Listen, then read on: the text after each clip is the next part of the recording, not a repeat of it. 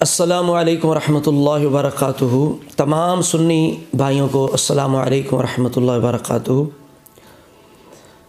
سب سے پہلے امام الائمہ امام اول سیدنا صدیق اکبر رضی اللہ تعالی عنہ کے ماہ مبارک کی شروعات اور ابتدا کی مبارکباد پیش کرتا ہوں۔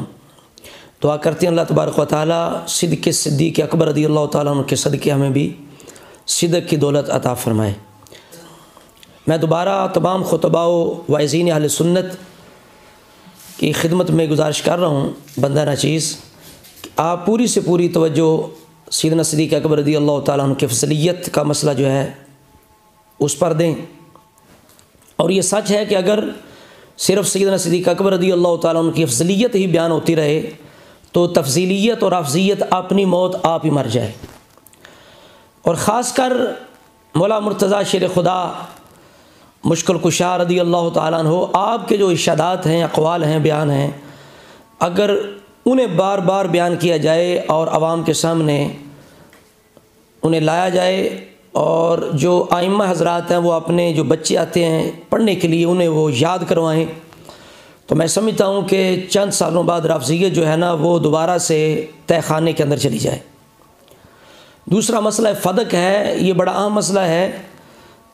مسئلہ فدق کو خوب سمجھیں اور کھل کھلا کے بیان کریں۔ آج کل سوشل میڈیا کا دور ہے، جب گستاخان صحابہ رافضی حضرت ابوبکر صدیق، عمر فاروق، عثمان ذو النورین، سیدہ عائشہ صدیقہ رضی اللہ تعالیٰ عنہم جیسی عظیم الشان بابرکت شخصیات پر زبانیں لٹکانے سے باز نہیں آتے اور توہین سرعام وہ نشر کر رہے ہیں، اعتراضات بار بار ان کو بیان کر رہے ہیں۔ جب وہ کوئی کمی نہیں چھوڑ رہے تو ہمیں بھی کھل کھلا کے، اب وہ دور نہیں ہے ان چیزوں کو پیچھے کرنے کا کہ جی یہ عوامی مسئلے نہیں ہیں، عوام نہیں سمجھے گی۔ اب عوام کو سمجھانا پڑے گا اور یہ مسائل سامنے لانے پڑیں گے۔ ہر بندے کے ہاتھ میں موبائل ہے، ہر نوجوان کے ہاتھ میں موبائل ہوتا ہے، نیٹ ہوتا ہے، تو سارا کچھ اس کے ہاتھ میں ہے۔ تو نوجوان نسل ہماری گمراہ ہو رہی ہے موبائل کے ذریعے سے، تو زیادہ سے زیادہ جو اعتراضات انہوں نے سوشل میڈیا پر شیئر کیے ہوئے ہیں آپ بھی ان کا کھل کھلا کے جوابات جو ہیں وہ دیں۔